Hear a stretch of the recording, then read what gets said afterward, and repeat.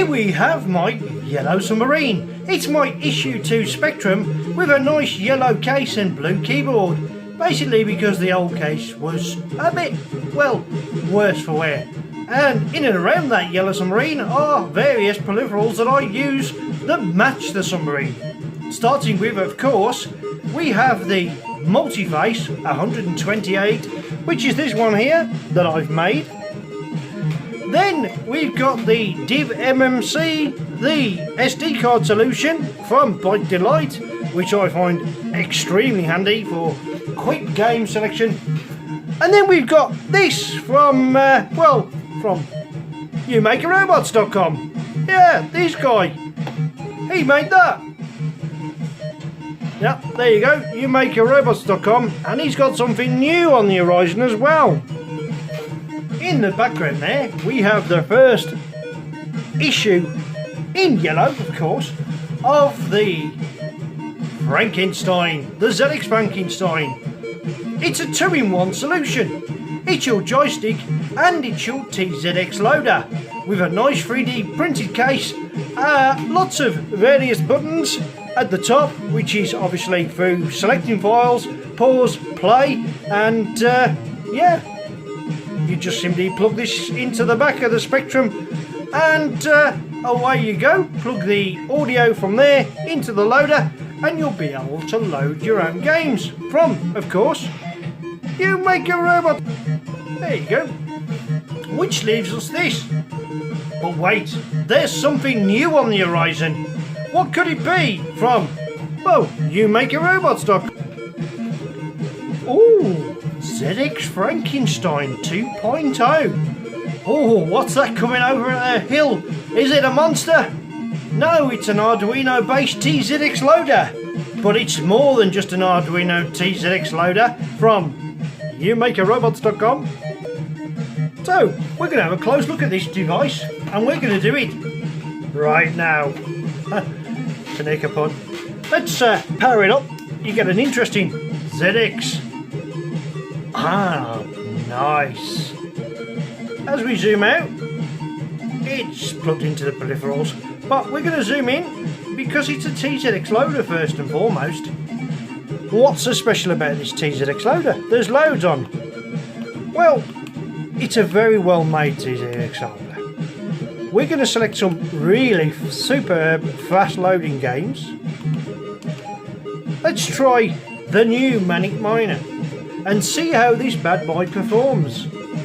From YouMakeARobots.com. So I'll press play, and we've got the loading sequence, and we're going to get to hear it load, of course. Nice steady signal, but there's more to it than that. This actual device can go with super speed loaders, so this Manic Miner will actually load 3 times the normal speed of Manic Miner, or probably 4 times the normal speed of Manic Miner. I haven't exactly done the exact science on this, but just trust me with this, it's fast. In fact, it's that fast by the time I come to the end of this conversation and run out of breath and perhaps pass away in the meantime, it's loaded with all the glorious beeper tune in the background, which you would probably hear if I lifted it up a touch. Anyway, there's more to it than that. As well as being a Kempston joystick and loading TZX files, it also has a very handy reset button. So you don't have to keep unplugging your power supply and plugging it back in. Which it probably defeats the object because I've already fitted a switch on my power supply. But nevertheless, what else can it do? Well, let me show you now. So the ZX-FRANKENSTEIN 2.0, which is this one here, gives you a fairly nice warning. Do not plug this in while the Spectrum is powered up. If you don't know that by now, then you shouldn't own a Spectrum in the first place. Doesn't say any of that, of course. Ooh. Look, my autofocus is working. We're loading a 48K Spectrum game. But this 48K Spectrum game is going to have a slight twist to it, because we've got a nice bit of hardware in the back which is going to be able to play the AY music that belongs to this game. One of my favourite games, and of course they shoot 'em up, it is Bosconian. Don't you just love the sound of the ZX Spectrum loading? Well, for those that do, this is the device for you, because you can watch the original load screen and know that the game is going to load first time, every time, without actually crashing. And of course some of the games as well, you get some great loading screens that you wouldn't want to miss. Sort of builds you up for the game, doesn't it? Wow, now it's loaded, we can probably have a game. But you're saying, Retro Robbins, what have you done?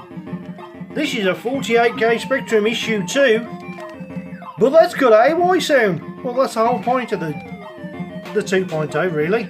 It's the fact that it's a 3-in-1 solution. In fact, it's actually 4-in-1 if you think about it. Firstly, you've got your TZX or tap loader, built in for your SD card, so put all your favourite games on the SD card and you'll be able to load them first time. You've also got a joystick import, and for certain games which have the AY music already written within the 48K code of the loading sequence, you can still enjoy the sound of AY. Well, how does that work? Simply because it's got an AY3 chip built in there, and we'll show you the hardware in a minute, because we're going to strip the two together and see the difference. What have I done then? Well, this top cable here, I've basically plugged that into my TV and we're using the TV speakers.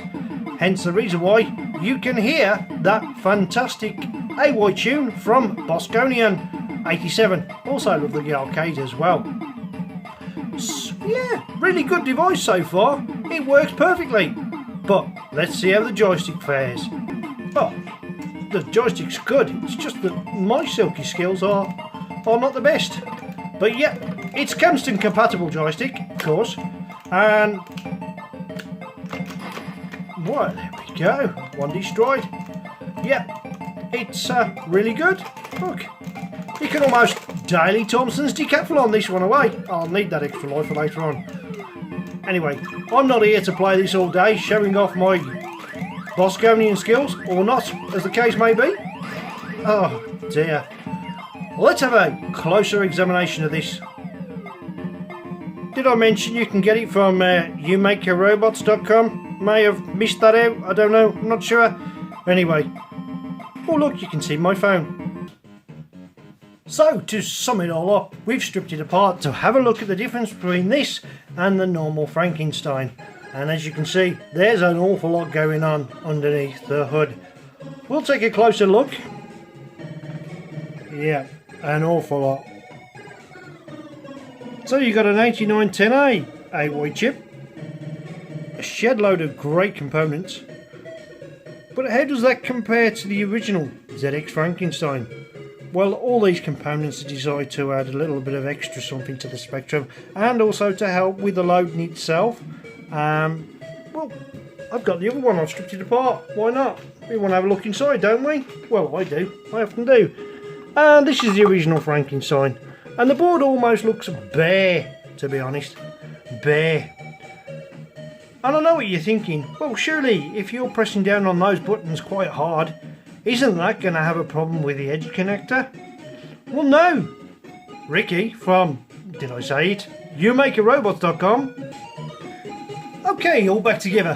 Why? Well, look, it's got a solid base, so when you're pressing down with your joystick or you're pressing any of the buttons, you're not going to push against the edge connector, and believe me, you're not going to cause any damage. What have we got then? Oh well, you've got your reset button, which is that red one there. Then you've got your output for your actual computer, so you've got your sound out, and then of course you've got a stereo sound out for your stereo AY chip.